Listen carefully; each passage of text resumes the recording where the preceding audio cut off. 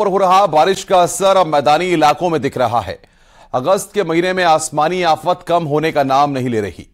बाढ़ बारिश की आपको 4 तस्वीरें दिखा रहे हैं। पहली तस्वीर अभी आप उन्नाव की देखेंगे, जहां पर अब मोहल्ले में नाव चलाने तक की नौबत आ गई है। लोग नाव के सहारे अपने घर जा रहे हैं। बच्चे स्कूल जाने के लिए नाव का सहारा ले रहे हैं। शाहजहांपुर में 24 गांव बाढ़ की जद में आ चुके हैं। कई गांव बाढ़ से बुरी तरह प्रभावित हैं, जिससे लोग पलायन करने को भी मजबूर हैं। कानपुर में गंगा का जलस्तर लगातार बढ़ता जा रहा है। रोजाना 4 से 5 सेंटीमीटर गंगा का पानी बढ़ रहा है। वहीं गोंडा के कर्नलगंज और तरफगंज इलाकों के गांव में बाढ़ जैसे हालात बने हुए हैं। कई गांवों का संपर्क टूट गया है।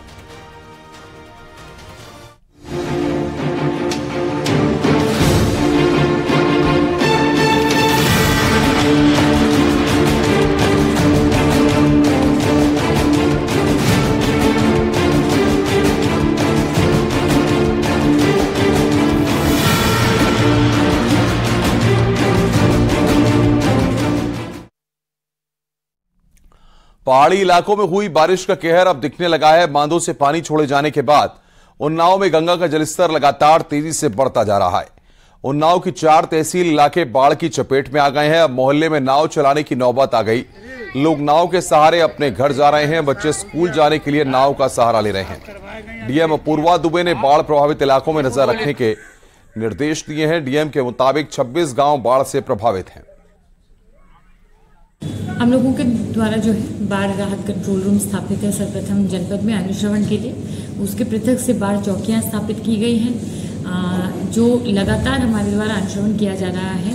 न ही केवल जल स्तर का, परंतु प्रत्येक ग्राम जो प्रभावित हो रहे हैं। आज की तिथि में हमारे 26 गांव प्रभावित हैं, जहां पर जल स्तर बढ़ने से जल भराव की स्थिति, वहां पर बाढ़ की स्थिति उत्पन्न है। तो हमारे द्वारा लगातार चाहे राहत सामग्री इत्यादि समस्त जो व्यवस्थाएं हैं हमारे द्वारा पूर्ण रूप से की जा चुकी हैं। पूर्व से ही हमारे द्वारा समयबद्ध रूप से टेंडर भी कराया जा चुका था और सारी प्रक्रिया हम लोगों ने पूर्ण कर ली थी। आपको दिखाते कि मोहल्ले में अपने घरों को जाने के लिए लोगों को नाव का सहारा लेना पड़ रहा है। आप देख सकते हैं नाव में 1 2 3 4 5 6 7 लगभग 7 से ज्यादा लोग बैठे हैं। किस तरह से लोग अपने दिनचर्या कर रहे हैं, क्योंकि बाढ़ जैसे हालात यहाँ पर हो गए हैं। हरदोई में गंगा और रामगंगा नदियों का जलस्तर लगातार बढ़ता जा रहा है। नदियों का जलस्तर खतरे के निशान को पार कर चुका है। इसकी वजह से तटीय इलाकों में बाढ़ का विकराल रूप देखने को मिल रहा है। बाढ़ प्रभावित क्षेत्र के 105 गांवों को रेड जोन घोषित किया गया है। वहीं कटिहारी क्षेत्र के 30 से अधिक गांव में बाढ़ का पानी भर चुका है। बाढ़ के चलते हजारों बीघा फसल बर्बाद हो चुकी है। नदी के किनारे रहने वाले लोग खुद ही अपना आशियाना उजाड़ रहे हैं और सुरक्षित जगहों की तरफ पलायन कर रहे हैं। प्रशासन का कहना है कि बाढ़ प्रभावित क्षेत्र के ग्रामीणों को हर संभव मदद उपलब्ध कराई जा रही है। मकान या जो घर जिनके घरों में पानी आ गया है या जिनके घरों के समीप पानी आ गया है, उन सभी लोगों से मैंने बातचीत की और उनका दुख दर्द भी पूछा और समय पर उनको सारी व्यवस्थाएं सुनिश्चित मिले। जैसे एक तो प्रकाश की व्यवस्था हमें करानी है, दूसरा हमें राशन किट वितरित कराना है, तीसरा उन्हें कोई किसी प्रकार की बीमारी न हो, किसी प्रकार का स्वास्थ्य संबंधी कोई परेशानी ना आए, इसके लिए हम प्रयास कर रहे हैं। हमारी डॉक्टरों की टीम जा रही है। पशुओं के लिए कोई परेशानी ना आए, वो हमारे वेटनरी डिपार्टमेंट के जो संबंधित चिकित्सक हैं वो प्रयास कर रहे हैं।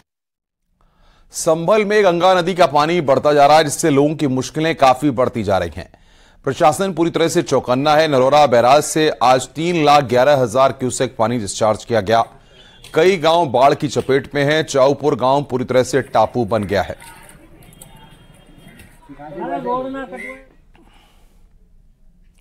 शाहजहांपुर की रामगंगा नदी का जलस्तर बढ़ गया है। 24 गांव बाढ़ की जद में आ चुके हैं। कई गांव बाढ़ से बुरी तरह प्रभावित हैं, जिससे लोग पलायन करने को मजबूर हैं। लोगों को आने जाने में दिक्कत हो रही है। कई परिवारों ने सरकारी अस्पताल में शरण ली है। वहीं कुछ लोग घरों की छतों पर रहने के लिए मजबूर हैं। पीड़ितों को खाने के पैकेट बंटवाए गए हैं। थाना मिर्जापुर के दर्जनों गांव के ग्रामीण इन दिनों बाढ़ के संकट से जूझ रहे हैं। सरकारी तरफ से क्या मदद मिली है? कछु नहीं। कितना पानी भरा होगा? कुल पानी है। अधिकारी आते हैं यहाँ देखने? क्या देखने आते हैं अधिकारी, चले जाते हैं, कुछ भी नहीं मदद है। खबर कानपुर से है। गंगा का जलस्तर लगातार बढ़ता जा रहा है। रोजाना 4 से 5 सेंटीमीटर गंगा का पानी बढ़ रहा है। नरोरा बांध से भी लगातार 2 से 3 लाख तक क्यूसेक पानी छोड़ा जा रहा है। बैराज के सभी 30 चैनल खोल दिए गए हैं। जिला प्रशासन लगातार बढ़ते हुए पानी पर नजर बनाए हुए है। जिलाधिकारी ने भी कटरी के गांव का निरीक्षण किया। अगर पानी और बढ़ता है तो गांव को खाली कराया जाएगा। यहाँ पे जो है यार 3 से 4 दिन में 4 से 5 फीट तक पानी बढ़ा हुआ है जी सर। और गोतेखोर वगैरह बोट और सब यहाँ लगा के रखे हैं कि जो कि गाँव में पानी ना आवे, आ जाए तो देखते रहें। 4-5 दिन में 4 से 5 फीट पानी बढ़ा है। गंगा का जलस्तर दिन पर दिन बढ़ता जा रहा है। इसने चेतावनी बिंदु को भी पार कर दिया। अगर बात की जाए यहाँ के बैराज की, तो बैराज में 3 लाख क्यूसेक पानी एक बार फिर छोड़ा गया है। और बात की जाए नरोना बांध की, तो नरोना बांध से भी 3 लाख क्यूसेक पानी छोड़ा गया है। और इस वक्त आप देख सकते हैं बहाव कितना तेज है, ताकि नावें जितनी भी थी, जो गांव के लोग थे, जो गांव के किनारे रहते हैं किश्तकार, उन्होंने अपनी नावों को रस्सी से बांध के रख दिया है और नावें बिल्कुल किनारे कर दी गई। गंगा का बहाव बहुत तेज है। इन सबके बीच 28 ऐसे गाँव हैं जिनके छोर तक पानी पहुंच चुका है। जहाँ पहले वो 17 घाटों तक पहुंचा था, अब 28 छोर तक पानी पहुंच चुका है। 30 जो गेट हैं, ये 30 गेट खुले हैं। अगर हम सिंचाई विभाग की माने तो अभी फ्लो और बढ़ेगा, डिस्चार्ज का लेवल और बढ़ेगा। ये लगभग 6 लाख क्यूसेक तक हो सकता है। इन सब के बीच प्रशासनिक अधिकारियों ने अपनी पैनी नजर बनाई हुई है। बाढ़ चौकियां सक्रिय कर दी गई हैं, वीडियो फोटोग्राफी कराई जा रही है और गांव के लोगों से संपर्क स्थापित किया जा रहा है। अब देखना यह होगा कि जब ये गंगा का जलस्तर और बढ़ेगा तो इन यहाँ के रहने वालों के लिए क्या वैकल्पिक व्यवस्था करता है प्रशासन। खबर गोंडा से है, जहां पर घाघरा और सरयू नदी का जलस्तर लगातार बढ़ रहा है। कनलगंज और तरफगंज इलाकों के गांव में बाढ़ जैसे हालात बने हुए हैं। कई गांवों का संपर्क टूट गया है। जानवरों के चारे और बच्चों को स्कूल जाने में दिक्कत आ रही है। शारदा, गिरजा और सरयू बैराजों से 3 लाख क्यूसेक पानी छोड़ा गया है। डीएम नियाज शर्मा ने बताया कि सभी बाढ़ चौकियों को सक्रिय कर दिया गया है। अफसर लगातार दौरा कर रहे हैं। जनपद गोंडा में जो तरफगंज तहसील के अंतर्गत नवाबगंज क्षेत्र है, वहां पर बाढ़ की स्थिति जो है वो थोड़ी अधिक है और डेंजर लेवल से अभी अब 39 मीटर्स की ऊपर उस पर चल रहा है हमारा जो फ्लड लेवल है। लेकिन कल के मुकाबले आज देखा जाए तो थोड़ा सा रिसीड भी हुई है। लेकिन इस समय पर क्योंकि आंतरिक रूप से जो कटान की स्थिति होती है वो घाघरा में देखने को मिलती है। अयोध्या में इस बार सरयू नदी बाढ़ से घिरे गांव के लिए संकट बनी हुई है। 10 दिनों में 3 बार सरयू नदी का जलस्तर घटा और बढ़ा। इसके चलते प्रभावित गांव में लोगों की परेशानियां कम नहीं हो रही हैं। जलस्तर बढ़ने से गांव में पानी पहुंच जाता है और कटान की दिक्कतें आ जाती हैं। बाढ़ प्रभावित इलाकों में बीमारियों का प्रकोप भी फैलने की आशंका है। डायरिया और बुखार से प्रभावित लोगों की संख्या भी बढ़ रही है। इस समय यहां सरयू नदी खतरे के निशान से 31 सेंटीमीटर ऊपर बह रही है और सदर तहसील के लगभग 20 गांव बाढ़ से प्रभावित हैं। लोगों का कहना है कि जो सरकारी मदद दी जा रही है वो नाकाफी है। वहीं एसडीएम सदर का कहना है कि जगह जगह बाढ़ चौकियां बनाई गई हैं और जो भी दिक्कतें हो रही हैं उसका समाधान हो रहा है। सभी बाढ़ चौकियों को वहां पर अलर्ट कर दिया गया है। जो भी वहां पर शरणालय हैं वहां पर भी व्यवस्था सुनिश्चित कराई जा रही है। सभी लेखपाल महोदय जो हमारे क्षेत्रीय कर्मी हैं सभी वहां मौजूद हैं। ग्राम प्रधान के साथ समन्वय बिठाते हुए सभी जो एसेंशियल कमोडिटीज हैं उसकी आपूर्ति सुनिश्चित की जा रही है और लोगों को वहां पर किसी प्रकार की जनहानि ना हो और इस प्रकार की यहां पर व्यवस्था की गई है। फर्रुखाबाद में गंगा नदी ने विकराल रूप ले लिया है। गंगा नदी खतरे के निशान से 30 सेंटीमीटर ऊपर बह रही है। कड़हर मार्ग पर भी पूरी तरह बंद होने की कगार पर है। तहसीलदार एसडीएम के आवासों तक पानी पहुंच गया है। राजेपुर ब्लॉक परिसर जलमग्न हो चुका है। विद्युत उपकेंद्र बंद होने से 100 गांव अंधेरे में डूब गए हैं। सड़क से जो गांव की तरफ जाते हैं तो गांव सब लोग लगभग 80% 90% गांव जलमग्न है और सड़क के किनारे ही कुछ गांव बचे हुए मेन सड़क पर और बाकी गांव में की तरफ हम लोग जाना चाहते तो किसी गांव की तरफ से पहुंच नहीं पा रहे हैं। तो इसलिए मुझे लगता है तो जब सड़क पर साइड की जो सड़कें मेन रोड से जब गांव के लिए सड़कें जाती हैं तो उन सड़कों पर सब पर पानी है। 1.5 महीना हो गया है लगातार पानी भरा है। कोई भी प्रशासनिक अधिकारी किसी प्रकार यहाँ देखने नहीं आया है। हालात ये है घर घर में पानी भरा हुआ है और बहुत व्यक्ति परेशान हैं और भी खाने के लिए इतनी दिक्कतें हैं, कुछ है ही नहीं। और समस्या भाई जल के आप लोग तो ये देख ही रहे हैं, वीडियो में आप भी दिखा रहे हैं। इसमें वीडियो में देखो कितना पानी है कितना नहीं है, बहुत ज़्यादा पानी हो चुका है। अब प्रशासन से यही हमारी गुजारिश है कि यहाँ पे हम लोगों के लिए कुछ नहीं कुछ सही सलामत सहयोग करें हमारा। नेपाल से निकलने वाली नारायणी नदी के बढ़े जलस्तर ने कुशीनगर में लोगों की बेचैनी बढ़ा दी है। नारायणी नदी का पानी नरवाजोत और चैनपट्टी में बंधे के करीब पहुंच चुका है। पानी की लहरें बंधे से सीधे टकरा रही हैं। स्थानीय लोगों से मिलने पहुंचे कांग्रेस के पूर्व प्रदेश अध्यक्ष जय कुमार लल्लू ने भी सिंचाई विभाग की लापरवाही पर जमकर निशाना साधा। संगठित लूट हो रही है, सरकार के संरक्षण में लूट हो रही है।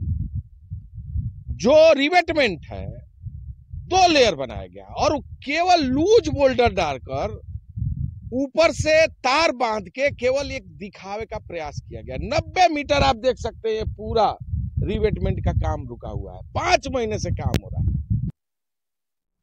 उत्तराखंड में इन दिनों खराब मौसम के चलते जिंदगियों पर खतरा मंडरा रहा है। कहीं भूस्खलन होने से कईयों जिंदगियां खतरे की जद में आ गई हैं, तो कहीं मार्गों के बंद होने से लोगों का अन्य जगहों से संपर्क कटने से जनजीवन बेहाल है।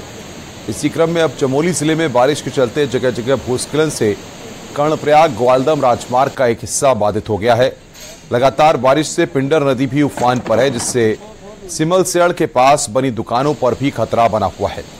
लोग दुकानें खाली कर रहे हैं क्योंकि ये दुकानें कभी भी धराशायी हो सकती हैं। टिहरी में ऋषिकेश गंगोत्री हाईवे पर बने नए स्लाइडिंग जोन यात्रियों के लिए परेशानी का सबब बने हुए हैं और प्रशासन के लिए भी ट्रैफिक सुचारू करना चुनौती बना हुआ है। ऑल वेदर प्रोजेक्ट के तहत हुए रोड चौड़ीकरण के चलते NH94 पर 6 नए स्लाइडिंग जोन बन गए हैं, जो बारिश में लोगों की परेशानी बढ़ा रहे हैं। ओणी बैंड, नरेंद्रनगर, बगड़धार के साथ ही खाड़ी में हो रहे लैंडस्लाइड के चलते लगातार मलबा और बोल्डर गिर रहे हैं, जिससे आए दिन दुर्घटनाएं हो रही हैं। हमारे जो NH थे वो काफ़ी बंद हो गए थे, उनमें काफ़ी बड़ी स्लाइड्स भी आ गई थी, परंतु दोनों अभी जो मेन हमारे रोड्स हैं 94, 52 खुले हैं। लेकिन इसके अलावा अभी 20 से 25 ग्रामीण सड़कें और 1-2 स्टेट हाईवे बंद है। नरेंद्रनगर रानी पोखरी की जो रोड है उसमें भी काफ़ी जगह स्लाइड आ रखी है, उसको भी हम लोग ट्रीटमेंट भी करना कई जगह ज़रूरी हो गया है। कई जगह रोड का कटान भी हो गया है, उस जगह पर हम लोग की टीम्स लगातार काम कर रही है। लेकिन बारिश की वजह से व्यवधान हो रहा था। रुद्रप्रयाग में बीते दिनों मधमहेश्वर घाटी के गौंडार में मुख्य मार्ग बना पुल आपदा की भेंट चढ़ गया, जिसके बाद यहां पर फंसे लोगों का तो रेस्क्यू हो चुका है, लेकिन अब लोगों की परेशानी बढ़ने लगी है। इलाके के लोगों का मानना है कि रोजमर्रा का सामान लाना ले जाना चुनौती बन गया है। वहीं प्रशासन का कहना है कि पुल के निर्माण का काम तेजी के साथ चल रहा है।